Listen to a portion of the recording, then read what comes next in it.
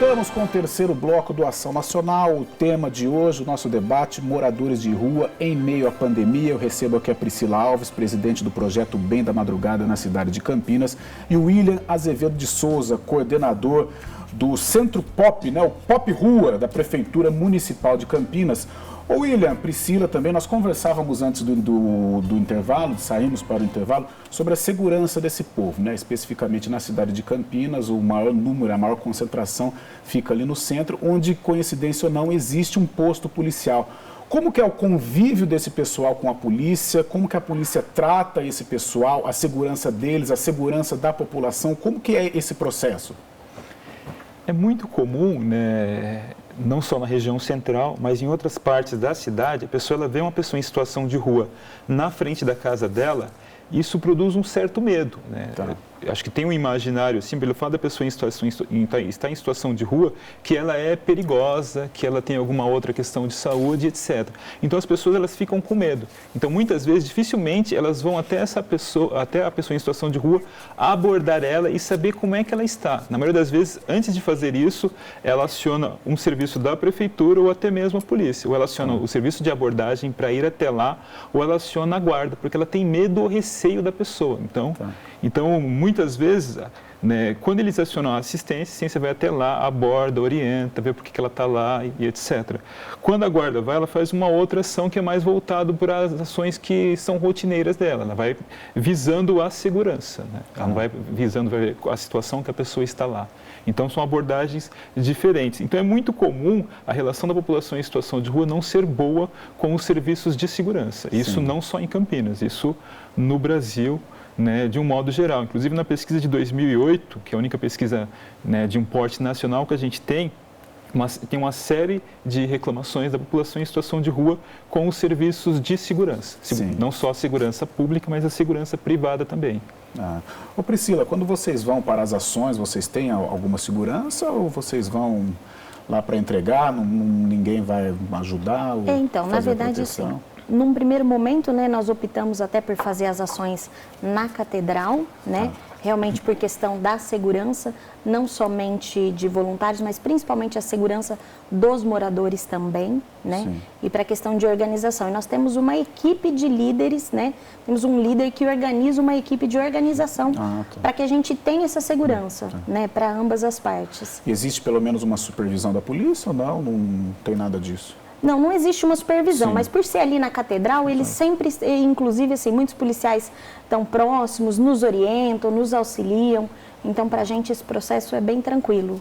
Legal. Olha só essa pergunta aqui. Em várias cidades brasileiras, abrigos emergenciais estão sendo criados para acolher a população de rua durante a pandemia. Nesses locais, como que são identificados, né? Alguém que tenha sintoma, alguém que tenha uma suspeita? Como que é esse trabalho? Nesse período da pandemia, Campinas abriu fora esses que eu relatei, que são políticas públicas, a gente abriu mais 3 outros serviços. Um para pessoas com sintomas gripais.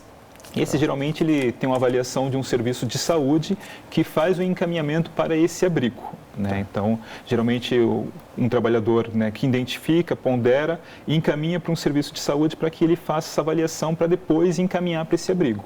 Então, é um abrigo para sintomas gripais. Não necessariamente ele tem o Covid, porque tem que esperar, né, sair o resultado positivo. Tem um outro abrigo que ele é para pessoas que a gente chama do grupo de risco. Pessoas acima de 60 anos e o que a gente denomina de comorbidades. Vai para esse outro abrigo, que são os grupos assim que necessitam de mais proteção.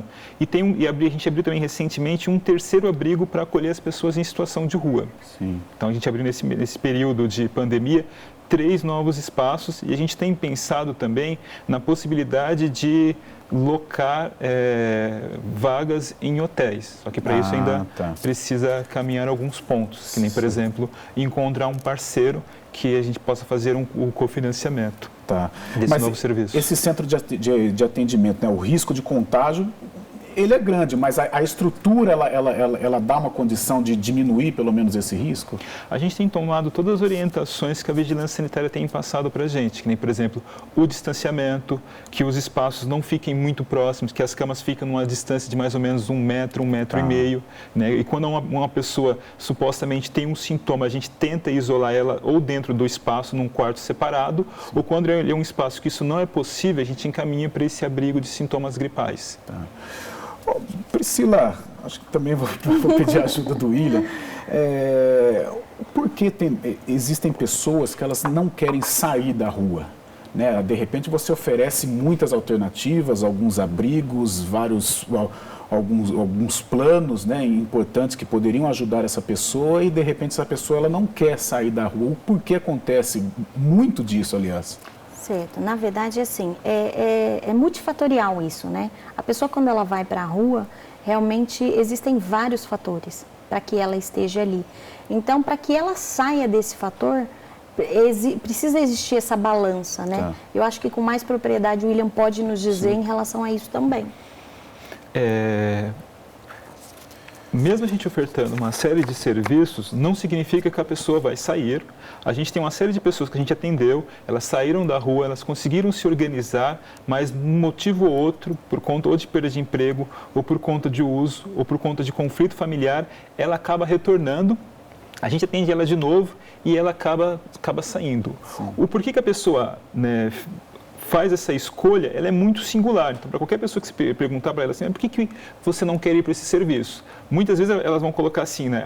O serviço ele tem um conjunto de regras. Sim.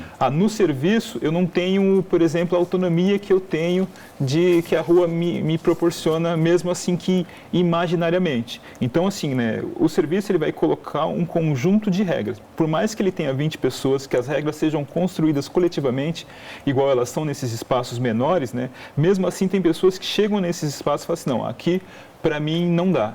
Né, um dado importante, assim, né, boa parte das pessoas em situação de rua de Campinas, elas são inscritas no Cadastro Único, que é o Cadastro de Benefícios Assistenciais do Governo Federal. E boa parte delas receberam o valor de R$600. Tá.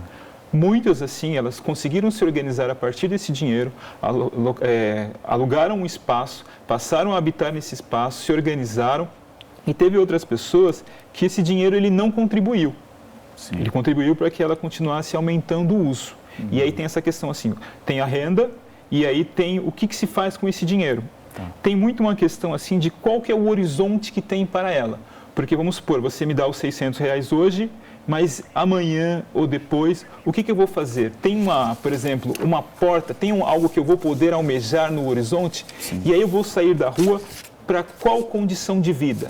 Porque tem essa questão também, sair da rua não é fácil, porque antes dele ir para a rua, ele acabou perdendo uma série de coisas, deixou de fazer coisas que para a gente, por exemplo, é essencial, por exemplo, os horários, né? O horário para dormir, o horário para acordar e etc. É essencial, você tem horário para você chegar no seu trabalho, horário para você sair, horário para fazer uma série de coisas.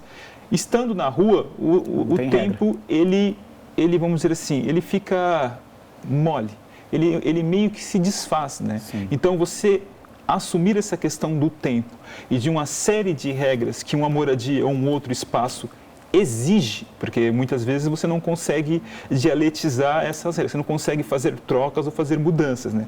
Quando ele vai para um outro espaço, uma série de questões é demandada dele novamente. Tá. Por exemplo, seguir as regras, trabalhar, reduzir o uso. Tem uma questão que aparece muito frequentemente, é a questão do uso de substância, né? De que boa parte das pessoas em situação de rua faz uso de substância. Sim. Isso não é algo assim muito real, porque estar em situação de rua e aguentar essa realidade sem fazer uso é muito difícil. Por isso que muitas pessoas em situação de rua, né, acabam fazendo uso de álcool ou de outras drogas. A gente tem uma série de relatos assim, de pessoas que não usavam ou que usavam, né, por exemplo, cerveja de um modo recreativo. Quando elas passaram em situação de rua, elas intensificaram o uso de substância. Tá certo. Vou fazer o seguinte, nós vamos para o último bloco já do Ação Nacional. Na volta a gente vai repercutir um pouco o inverno, né? Campanha do agasalho, o que fazer com esse pessoal para proteger, né, esse pessoal, porque o frio, principalmente aqui na nossa região, né, não é fácil, né? Então vamos fazer o seguinte, vamos para um rápido intervalo e na volta a gente continua aqui repercutindo, né, o tema de hoje do Ação Nacional, moradores de rua em meio à pandemia.